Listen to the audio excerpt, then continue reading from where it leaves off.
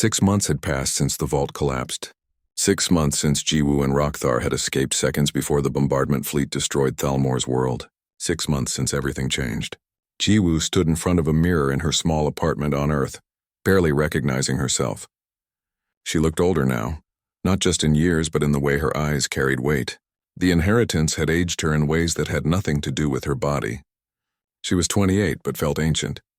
Her sister Hana entered the room carrying 2 cups of tea. Still staring at yourself? I'm trying to remember who I was before, Jiwoo admitted. You're still you. Just more. Hana set down the tea. The other guardians are arriving. Are you ready? No, but that's never stopped me before. The Guardian Council met in a newly constructed facility on Earth's moon. The location was symbolic. Humanity's moon, where they had first proven they could reach beyond their planet, now hosting the council that would protect the galaxy's most dangerous knowledge. 12 guardians, 12 species, 12 fragments of an inheritance that had nearly destroyed the universe. Jiwoo entered the council chamber first as Prime Guardian. Her fragment of the inheritance hung around her neck on a simple chain, a crystal that pulsed with soft blue light. Each guardian wore a similar crystal, though each pulsed with a different color. Rokthar arrived second, his red crystal marking him as second guardian. The Dravix warrior nodded to Jiwoo with something that might have been respect. They had both been changed by the vault. They understood each other now in ways that went beyond words. The others followed. Shira, a Quellan scholar whose yellow crystal contained knowledge of biological sciences. Minsu, a human engineer whose green crystal held technological advancements. Kale, a crystalline mind whose purple crystal contained mathematical principles. 10 others, each carrying their burden, each committed to the cause. Ambassador Hyun watched from the observation deck. Beside him, representatives from every major species observed the proceedings. The Galactic Council had reluctantly approved the Guardian Network, though many still doubted it would work.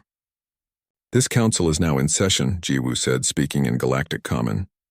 She had learned to preserve her voice. The first tongue had nearly destroyed her vocal cords.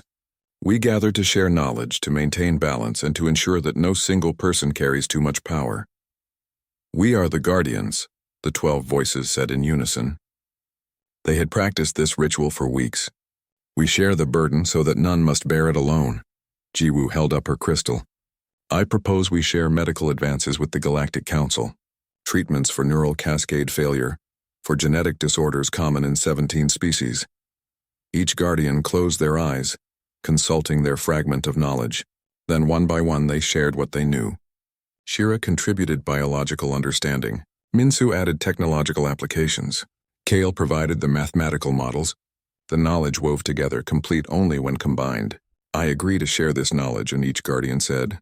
All 12 had to agree before anything could be released. No single guardian could make decisions alone. The medical information was compiled and transmitted to the Galactic Council's medical database. Within hours, hospitals across 1,000 worlds would have access to treatments that could save millions of lives. This is how it should work, Rokthar said. Together we help. Alone, we are powerless. After the council session, Jiwoo returned to Earth. She had moved back to Seoul, to an apartment not far from where she grew up. Being near family helped anchor her when the memories from the inheritance became overwhelming. That evening she received a visitor. A young girl, maybe 10 years old, with bright, curious eyes. Her name was Dae. Are you Guardian Jiwoo? The girl asked. I am. Can I help you? My teacher says you know the first tongue. The language that shapes reality. Is that true? Jiwoo smiled. Yes, it's true. Could you teach me? Why do you want to learn? Dae thought about that question seriously. Because languages are how we understand the world. And I want to understand everything. Jiwoo saw something of herself in this child. That same curiosity, that same hunger for knowledge. But she also saw the danger. The first tongue had nearly killed her multiple times. If I teach you, Jiwoo said carefully, you need to understand something. Knowledge has weight. The more you know, the heavier the burden becomes. Are you willing to carry that weight? Will you help me carry it? Dae asked. Yes, that's what the Guardians do. We help each other carry the weight. Then I'm willing. Over the following months, Jiwoo began teaching Dae the basics of the first tongue. Not the dangerous parts, not the reality-warping commands, but the foundational concepts. How language could describe reality in ways that changed understanding. Other young people joined them. Humans and aliens alike all wanting to learn, the Guardian Council established a school, a place where the first tongue could be studied safely, with proper guidance and protection. 1 year after the vault's collapse, the Guardian Council held its first public demonstration. They gathered in a space station orbiting a dying star. The star was going supernova, threatening 3 inhabited systems. The 12 Guardians stood in a circle, their crystals glowing. They spoke the first tongue in perfect harmony, their voices weaving together. The knowledge from 12 fragments combined into a single purpose. The dying star stabilized. Its expansion halted. The supernova was prevented. 3 billion lives saved by knowledge used correctly, by power distributed and controlled. The galaxy watched in awe. The Guardian Network wasn't just a theory anymore. It was working. 2 years after the vault, Jiwoo received a message from an unexpected source. A quantum communication that had been traveling through space for 6 months. The origin point was the ruins of Thalmor's world. The message was in the first tongue. You succeeded. I can rest now. Thank you, Jiwoo of Earth. Thank you for showing an old monster that redemption is possible. Jiwoo played the message for the other Guardians. Several of them cried. They all carried fragments of Thalmor's memories. They all understood what those words meant. Should we respond? Rockthar asked. No, Jiwoo said. He's finally free. Let him rest. 5 years after the vault, the Guardian Council had expanded, not in number but in influence. Their school had graduated its first class of students who understood the principles of the first tongue. Not enough to be dangerous, but enough to help advance their species' knowledge safely. Day was among the graduates. At 15, she understood linguistic patterns that most scholars couldn't grasp, but she also understood responsibility, burden, and the importance of shared duty. Will I be a guardian someday? Day asked Jiwoo at the graduation ceremony. Maybe, Jiwoo said. But that's not for me to decide. The Guardians choose their own successors. When the time comes, we'll know. Do you regret it? Accepting the inheritance? Jiwoo thought about that question. She had lost so much. Her youth, her innocence, her peace of mind. She carried memories of atrocities that haunted her dreams. She had aged in ways that would never heal. But she had also gained so much. The ability to help billions of people. The knowledge to prevent catastrophes. The understanding that strength came from community, not isolation. No, she finally said. I don't regret it. Because someone had to raise their hand. Why did you do it? Day asked. Really? Jiwoo smiled. Because someone had to. And because humans have always been better at sharing than we are at ruling. 10 years after the vault, Jiwoo stood in the same council chamber where it all began. The Galactic Council chamber, where she had first volunteered for an impossible task. She was 38 now but looked 50. The inheritance had taken its toll, but she wasn't alone. 12 Guardians stood beside her. Behind them, dozens of students who understood the principles of safe knowledge sharing. And across the galaxy, billions of people whose lives had been improved by the careful release of ancient wisdom. Ambassador Hyun approached her after the council session. He was older too, his hair gray, his face lined with years of diplomatic stress. I thought you were insane, he said. When you volunteered, I thought you would die. I almost did. But you didn't, you changed everything. Humanity's status in the galaxy, the way we think about knowledge, the way we approach power, all because you raised your hand. It wasn't just me, Jiwoo said. It was Rockthar who carried me when I fell. It was Hana who kept me anchored to my humanity. It was Thalmor who trusted me to do what he couldn't.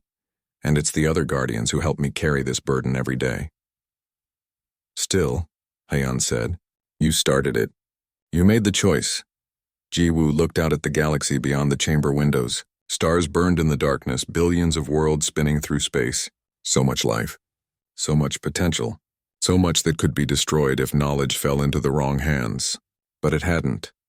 Because 12 people from 12 species had agreed to share the burden. Because power was distributed rather than concentrated. Because someone had finally understood that redemption was a shared journey. Someone had to raise their hand, Jiwoo said again. It might as well have been me. In the quantum fabric of reality, where consciousness persisted beyond death, Thalmor's essence observed the galaxy he had once terrorized. He saw the Guardian network functioning. The crystal on the pedestal pulsed brighter. As if responding to Jiwoo's words, Thalmor reached out with one massive claw and touched it gently. The crystal floated up, hovering between them. To fragment the inheritance, Thalmor said slowly, someone must first accept it whole. Someone must bear the full weight, understand it completely, and then have the strength to divide it. That person would experience everything I have experienced. Every death I caused, every civilization I destroyed, every moment of 40,000 years. Jiwoo felt her stomach drop. How long would that take? Subjectively, several lifetimes. Objectively, about 3 minutes. Time works differently in the vault's core. You would live my entire existence in compressed form. And then you could fragment it if you survived. Most minds would shatter. The human brain is not designed for that much experience, that much memory, that much guilt. Rockthar stepped forward. I will do it. My species is strong. I can bear it. Your species is strong of body, Thalmor said. But this requires something else. This requires the ability to carry suffering without letting it destroy you. To feel guilt without letting it paralyze you. To understand evil without becoming it. Jiwoo's communication device chimed. A message from Ambassador Hyun had somehow reached her even in the vault. She read it quickly. Jiwoo, the Galactic Council has ordered a planetary bombardment.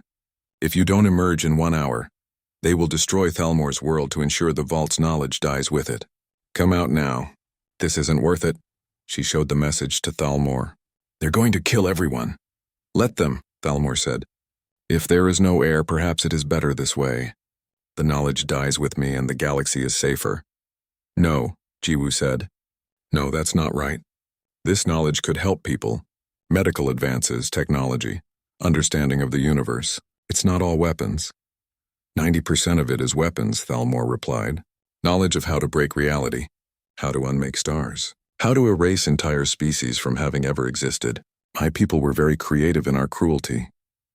Jiwoo thought about the spheres of knowledge she had seen in the first chamber, the understanding of gravity manipulation, the FTL technology. Those things could change humanity's future, could change every species' future. But she also thought about the ghosts trapped in the second chamber, people who had lost themselves to the pursuit of knowledge. If I do this, she said quietly, if I accept the inheritance and fragment it, I'll never be the same, will I? No, Thalmor said honestly. You will carry scars that never heal. You will remember things you wish you could forget. You will age in ways that have nothing to do with your body. But the knowledge will be safer, distributed among many people. If you succeed, yes. Jiwoo looked at Rockthar. Would you be willing to be a guardian? To carry part of this burden? The Dravik's warrior studied her for a long moment. You humiliated me by saving my life. I should hate you for it, but yes. If you succeed, I will help carry the weight. Then I'll do it. Jiwoo, no. Hana's voice came from the communication device. She must have patched through. You don't have to do this. Come out. Let them destroy the vault, please. I can't, Jiwoo said. Hana, if I walk away now, I'll spend the rest of my life wondering if I made the right choice. And all this knowledge will be lost. I'd rather have you than any amount of knowledge. I know. I love you too. But someone has to raise their hand. Remember, that's what I told the council. It might as well be me. Before Hana could respond, Jiwoo reached out and touched the crystal. The universe exploded. She was Thalmor. She was young, barely 300 years old, proud of her species' achievements. The Velkari had mastered the first tongue, had learned to reshape reality with words. They were gods. She was Thalmor. She was 5,000 years old, watching her people conquer their 100th civilization. It was easy. They spoke destruction and entire species ended. She felt nothing. They were so far beneath her. She was Thalmor. She was 10,000 years old, speaking the words that erased the Kalish species from having ever existed. Not just killing them, but unmaking them. Their history, their art, their very existence removed from the universe. And she laughed. She was Thalmor. She was 20,000 years old, watching her own species turn on each other.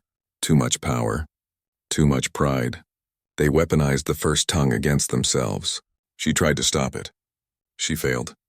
She was Thalmor. She was 30,000 years old, the last of her kind. The silence was unbearable. She had destroyed so much, and now she was alone with the memory of it. She should end herself. But the vault contained too much dangerous knowledge. Someone had to guard it. She was Thalmor. She was 40,000 years old, dying at last, looking back at an eternity of mistakes, hoping that someone, anyone, could find a better way. She was Jiwoo again. She was on her knees screaming. Blood poured from her nose, her ears, her eyes. Every neural pathway in her brain was on fire. She had lived 40,000 years in 3 minutes, and her mind was breaking under the weight. Jiwoo! Rokthar grabbed her shoulders. Stay with us. I see it, she gasped. I see all of it. Every death. Every world. Oh God, so many civilizations. Focus! Thalmor's voice cut through her pain. Focus on the present. You are not me. You have seen my life, but you are still yourself. Hold on to that, Jiwoo tried. She was Jiwoo. She was 28 years old. She was from Earth. She had a sister named Hana. She liked old books and ancient languages. She was not a mass murderer. She was not Thalmor, but she carried his memories now. They were part of her. Slowly, the pain receded. She looked up at Thalmor with eyes that now understood him completely. You've been in hell for 40,000 years. Yes. And you stayed to guard the vault. To prevent anyone else from accessing the weapons. Yes. I'm sorry. I'm so sorry you had to carry this alone. Thalmor's expression softened. Thank you. No one has said that to me in a very long time. Jiwoo stood on shaking legs. She could feel the full inheritance now. All the knowledge of the vault. All of Thalmor's understanding, all of the First Tongue's secrets. It was too much for one person. Too much for any single mind. But she could see how to fragment it. Like dividing a database into encrypted pieces, each piece useless without the others. Each guardian would carry a part of the knowledge, a part of the burden. Together they could access everything. Alone they could access only enough to help, never enough to destroy. I need 12 guardians, she said. 12 different species. Each one will carry a fragment. We'll create a council that meets regularly. We'll share the burden and watch each other. No single guardian can go rogue because they don't have enough power alone. And you will be the prime guardian, Thalmor said. The one who holds the key to connect all the fragments. Only if Rokthar agrees to be the second guardian. Someone who can challenge me if I'm wrong. Someone from a completely different perspective. Rokthar nodded slowly. I accept. Then show me how to fragment the inheritance, Jiwoo said to Thalmor. What followed was complex work that required speaking the First Tongue in ways Jiwoo's human vocal cords weren't designed for. Her throat tore. Her voice broke. But she kept speaking, kept shaping the inheritance into pieces that could be distributed. The crystal shattered into 12 fragments, each one containing a portion of the knowledge. Each fragment was incomplete, useless without the others.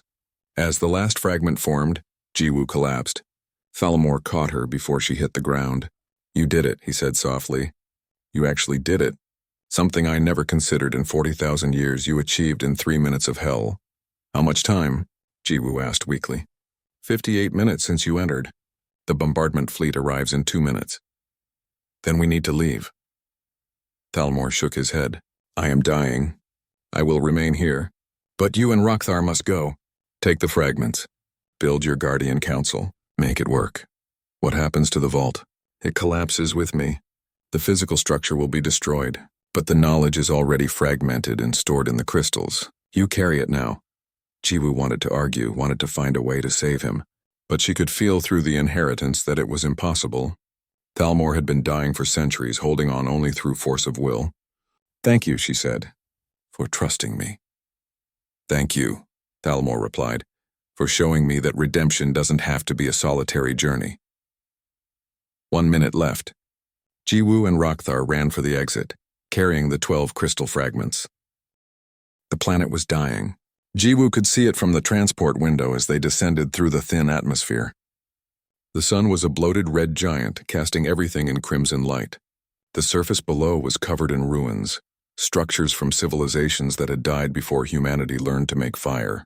47 candidates had boarded the transport. By the time they reached orbit, that number had dropped to 42. 5 candidates had died from what the medical officers called neural cascade failure. Their brains had simply stopped working, overwhelmed by proximity to something they couldn't explain. Jiwoo felt it too.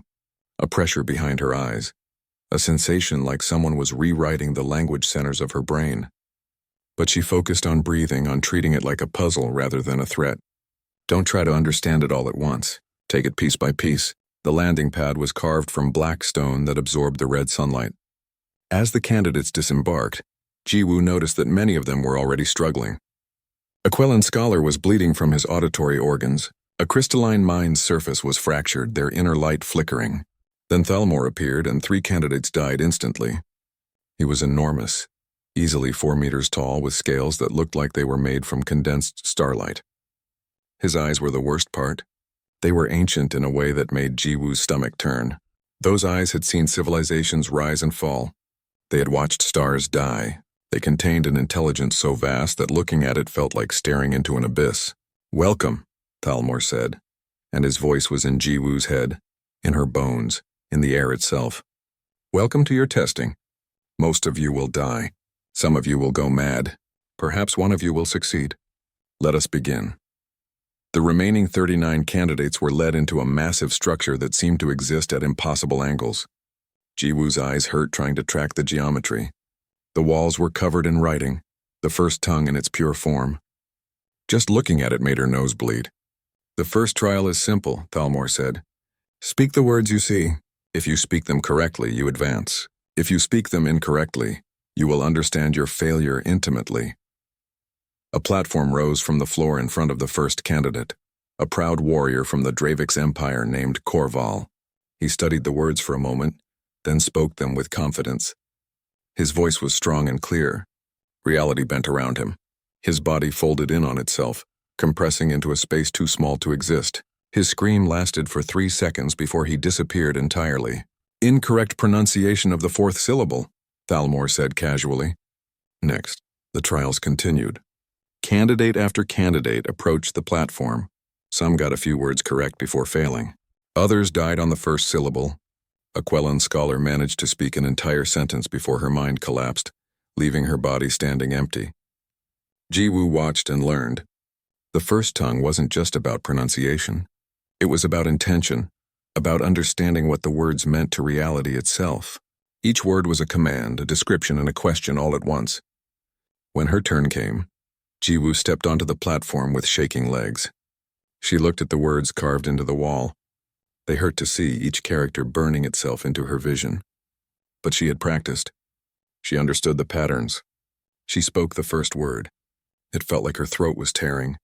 The word wanted to reshape her vocal cords, wanted to make her body into an instrument designed specifically for this language. The second word, her nose bled harder, her vision blurred. The third word, she tasted copper. Something in her head felt like it was breaking. But she finished the sentence. The words hung in the air, visible somehow, glowing softly. Then they faded and she was still standing. "Interesting," Thalmor said. "Your pronunciation is imperfect, but your understanding is adequate. You survive." Next, Jiwoo stumbled off the platform, her legs barely holding her. A medical drone approached and scanned her. "Minor cerebral bleeding," it reported. "Acceptable levels." By the end of the first day, only 12 candidates remained. On the second day, Thalmor increased the difficulty. Now they had to not just speak the words, but speak them, while performing complex mental calculations. The first tongue required complete concentration. Splitting your attention was supposed to be impossible. A crystalline mind attempted the trial with confidence. Their computational abilities were legendary. But the first tongue didn't care about computational power. They shattered into 1,000 pieces, their consciousness scattered beyond recovery. Jiwoo's approach was different. She didn't try to multitask. Instead, she treated the words and the calculations as a single unified problem. The first tongue described reality, and mathematics was just another way to describe reality. She wove them together, speaking equations as if they were poetry. She survived. So did 4 others. On the third day, only 5 candidates remained. Jiwoo, Rokthar the Dravix warrior scholar, a floating entity called Shim, and 2 others whose names Jiwoo hadn't learned. This trial was different. They had to speak the first tongue continuously while Thalmor attacked them mentally. He pressed against their minds, trying to break their concentration, trying to force them into mistakes. The first unnamed candidate lasted 30 seconds before his mind broke. He started screaming in languages that had never existed, trying to speak words that had no form. The second candidate lasted longer, nearly 2 minutes. But eventually she faltered, and reality twisted her into a shape that made Jiwoo look away. Shim, the floating entity, managed 3 minutes before their coherence field collapsed. They dispersed into nothingness, their consciousness evaporating into the air. That left Jiwoo and Rokthar. Rokthar was strong. His species had evolved for warfare and survival. He spoke the first tongue with brutal efficiency, treating each word as a weapon. When Thalmor pressed against his mind, he pushed back with pure willpower. Jiwoo's approach was different. She didn't fight Thalmor's mental pressure. Instead, she flowed around it. She treated the assault on her mind like rough water, finding gaps and spaces where she could breathe. The first tongue came from her in a steady stream, imperfect but continuous. Hours passed. Both of them were bleeding from their ears, their noses, their eyes. Both of them were beyond exhaustion, but neither would stop. Finally, Thalmor withdrew his pressure. Enough, you both survived this trial, but only one of you can be my heir. Tomorrow you will face the final test. You will enter my vault. Only one of you will emerge. That night, Jiwoo couldn't sleep. She called Hana using the communication device she had been allowed to keep. "I'm still alive," she said simply. "I know. We've been watching the broadcasts. Jiwoo, the whole galaxy is watching. You're the only human left. Do you understand what that means? It means I haven't died yet. It means you're proving something. About us, about humans." Hana's voice cracked. "I'm proud of you. And terrified for you." "Me too," Jiwoo admitted. "Hana, if I don't make it, tell Mom and Dad that I love them. Tell them I tried my best. Tell them yourself when you come home." After the call ended, Jiwoo sat in her small room and practiced the first tongue. Her voice was ruined, barely more than a whisper. But she kept speaking. The words felt different now. Less like a foreign language and more like something she had always known but had forgotten. In another room, Rokthar sharpened his mental disciplines. He ran combat scenarios in his mind, preparing himself for whatever the vault would contain.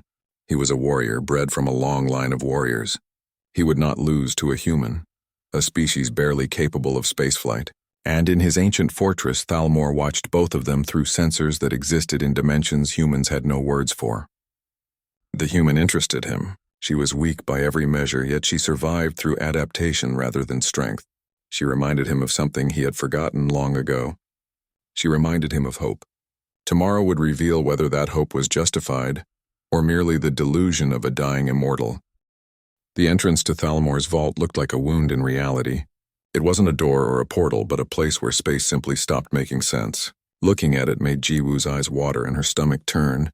Beside her, even Rokthar seemed unsettled, his usual confidence wavering.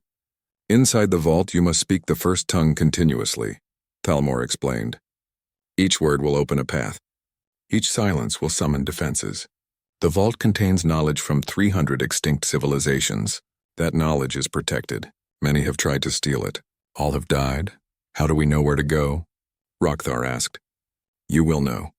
The vault will test your understanding. It will show you what you fear, what you desire, and what you truly are. Only one who can face all three deserves to be my heir." Thalmor gestured toward the entrance. "You may begin together or separately. Choose." Rokthar looked at Jiwoo with calculating eyes. Together meant they might help each other, but it also meant direct competition. Separately meant isolation but no interference. "Separately," Rokthar said before Jiwoo could speak. He stepped through the entrance and vanished. Jiwoo took a deep breath. Her throat was raw from days of speaking the first tongue. Her head pounded from mental strain. Every part of her body screamed to stop, to rest, to give up. She stepped through the entrance. The vault existed in a space that made no sense. Walls extended in directions that shouldn't exist. The floor was sometimes beneath her feet, sometimes beside her, sometimes above her. Gravity worked in suggestions rather than rules. And everywhere, written on every surface, was the first tongue. Jiwoo began speaking. The words came automatically now, worn into her mind by days of practice. As she spoke, paths opened. Corridors appeared. Doors manifested from nothing. The first chamber she entered was filled with floating spheres of light. Each sphere contained information, knowledge compressed into pure thought. She could feel them calling to her, offering understanding, offering power. One sphere drifted close. It touched her forehead, and suddenly she understood how to manipulate gravity. Not just theoretically, but practically. She could feel the equations in her bones, the understanding of how mass and space interacted. Another sphere approached. This one contained the secrets of faster-than-light travel, Real FTL that didn't require the crude jump gates the galaxy currently used. Jiwoo realized the danger. Each sphere of knowledge felt addictive. She wanted more. She wanted to understand everything. But she kept speaking. The first tongue kept moving forward. The spheres were a test, a temptation. She couldn't stop to indulge. She moved deeper into the vault. The second chamber was worse. It contained people. Or rather, it contained echoes of people. Ghosts of beings who had entered the vault and never left. They reached for her with transparent hands, their mouths open in silent screams. "Help us," they whispered in the first tongue. "Help us understand. Help us escape." Jiwoo almost stopped speaking, almost reached out to them. But something told her that helping them meant becoming one of them. These were people who had lost themselves in the pursuit of knowledge, who had given up their identity to understand just one more thing. She kept moving, speaking, trying not to look at their desperate faces. The third chamber was empty except for a mirror. Jiwoo approached cautiously, still speaking the first tongue in a steady rhythm. The mirror showed her reflection, but it was wrong. The reflection was older, centuries older. Its eyes contained the same terrible age she had seen in Thalmor's gaze. The reflection spoke, and its voice was her voice. "This is what you will become. The heir doesn't just inherit knowledge. The heir inherits me. My memories. My experiences. My sins." Jiwoo's words faltered. For the first time since entering the vault, she stopped speaking. The defenses activated immediately. The chamber filled with shapes that hurt to look at. They moved in ways that violated physics, that violated logic itself. They were predators made of mathematics, hunting anything that didn't belong. Jiwoo forced herself to speak again, the words torn from her damaged throat. The shape slowed but didn't stop. She had broken the rhythm, and the vault remembered. She ran, the shapes followed, getting closer. She could feel them at her back, could feel them reaching for the core of what made her human. If they caught her, she would cease to exist in any meaningful way. She burst through a doorway and found herself in a vast library. Books and data crystals and information storage devices from 1,000 species filled shelves that extended into infinity. And in the center of the library, she found Rokthar. The Dravix warrior was on his knees, blood streaming from his eyes and ears. Around him, the defenses circled like sharks. He had stopped speaking. He had given up. "Help," he gasped when he saw Jiwoo. "Help me." Jiwoo's shapes were still behind her. If she stopped to help Rokthar, they would catch her. If she kept moving, he would die. "The first tongue," she managed to say while still speaking in that language, splitting her voice in a way that made her head scream with pain. "Keep speaking. Don't stop." Rokthar tried, but his voice was broken. He couldn't form the words anymore. Jiwoo made a decision that might kill them both. She grabbed Rokthar and pulled him to his feet. She spoke the first tongue loud enough for both of them, letting the words flow through her like a river. The shape slowed, confused by the double presence. "Move," she commanded in Galactic Common while still maintaining the first tongue. "Follow me and don't stop." They ran together through the library. The shapes followed, both sets of defenses now hunting them as a single prey. But Jiwoo kept speaking, kept the words flowing, and slowly the defenses began to fall back.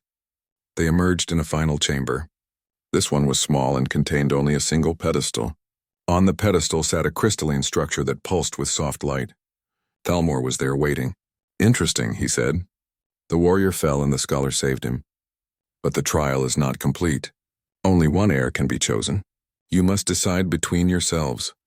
Rokthar straightened, his pride returning despite his injuries. "I claim the right of combat. Let us fight for the inheritance." "No," Jiwoo said quietly. She was so tired. Every part of her hurt. But she had seen too much in the vault to let this end in violence. "I won't fight you." "Then you forfeit," Rokthar snarled.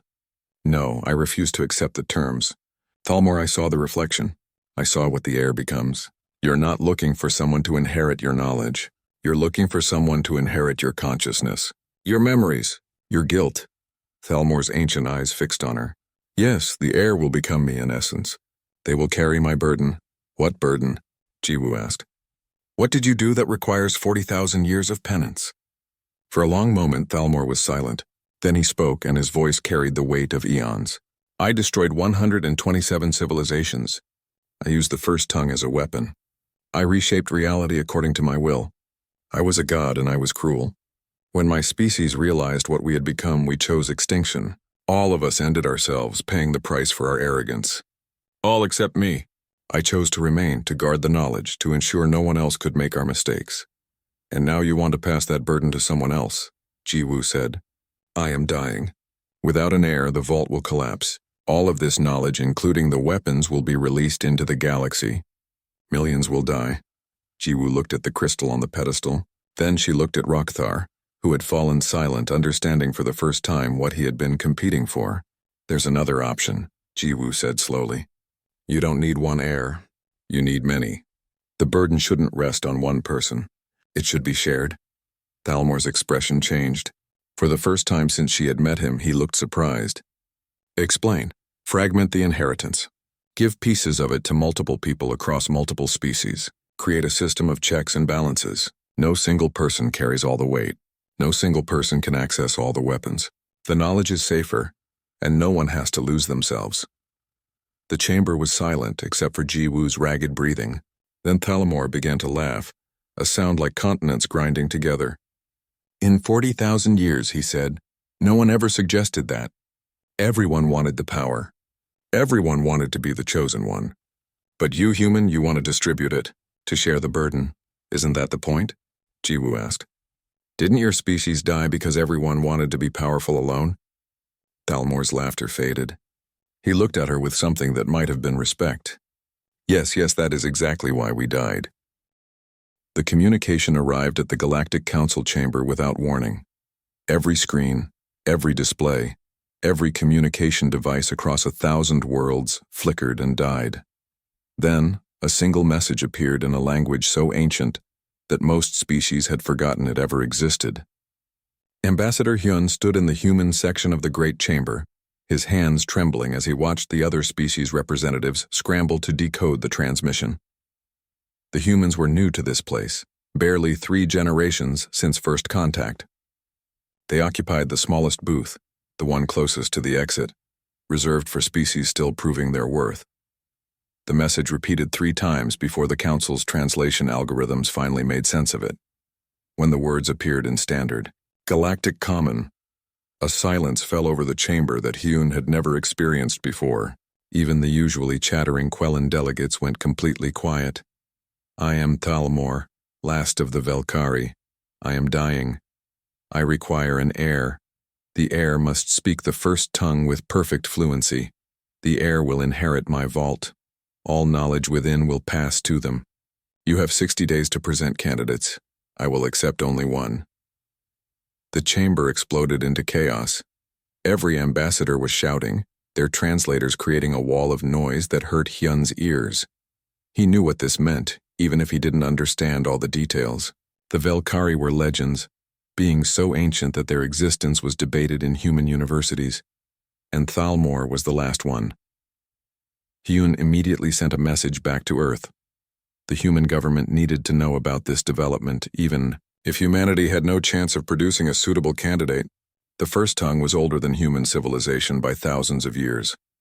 3 weeks passed. Every major species had announced their candidates. The Dravix Empire sent 50 warrior scholars. The Quellan Collective uploaded their best linguists into quantum computers to accelerate their learning. Even the silicon-based crystalline minds, who rarely involved themselves in organic affairs, prepared candidates. Humanity sent none. How could they?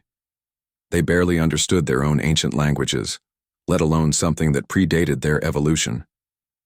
Jiwoo sat in her small office on station Kepler 442, surrounded by old books and digital archives that nobody else wanted.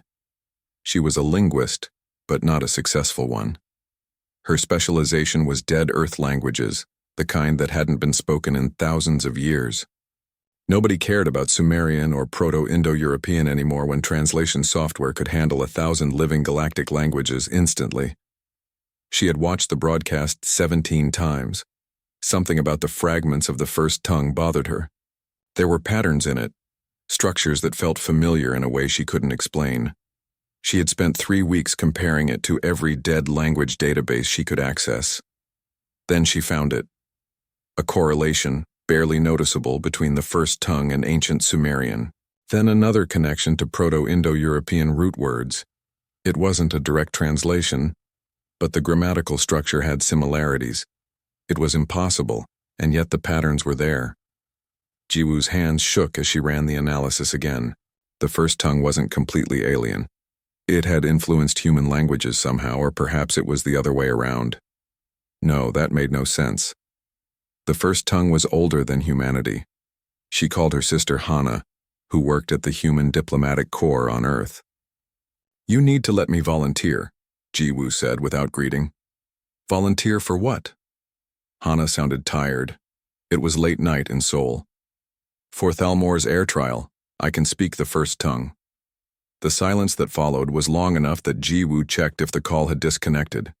"Jiwoo, you can't be serious," Hana finally said. "Do you understand what you're saying? 47 candidates have already died just from exposure to the initial trials.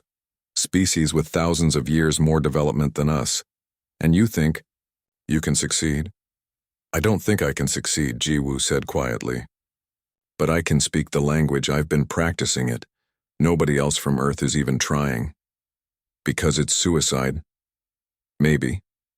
But someone has to try. Isn't that what humans do? We try things that seem impossible." Hana was quiet again.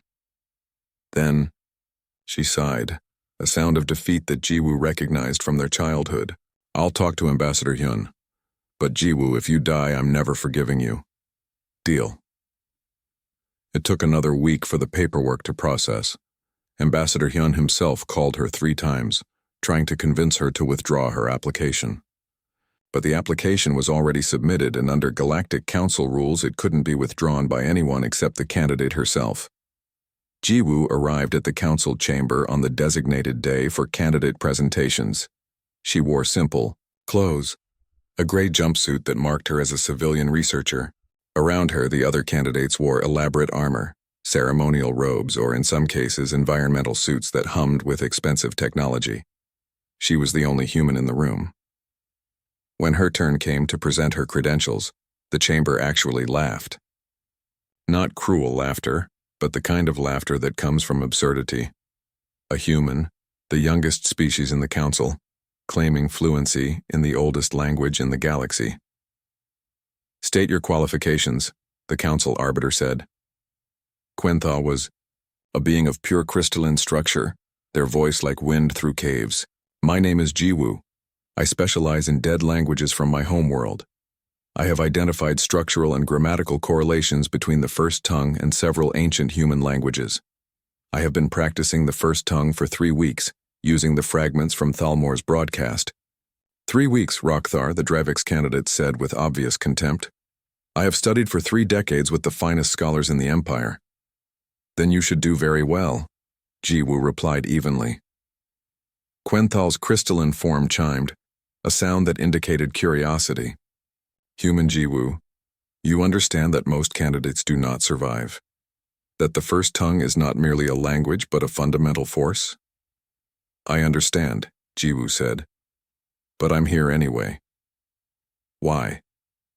The question came from Ambassador Hyun himself, who looked at her with a mixture of concern and confusion. Jiwoo thought about that question. Why was she doing this? Because she was tired of cataloging dead words in a forgotten station? Because she wanted to prove that humans belonged in the galaxy? Because some part of her had always known she was, meant for something more than academic obscurity? Because someone raised their hand, she finally said, and it might as well be me. Quenthal chimed again, this time a sound like approval. "Very well. Your candidacy is accepted. May your ancestors guide you, human." As Jiwoo left the chamber, she caught Ambassador Hyun's expression. He looked like a man watching someone walk toward certain death. Maybe he was right, but Jiwoo had spent her whole life studying dead languages. Perhaps it was fitting that she might die for one. The transport to Thalmor's world would leave in 3 days.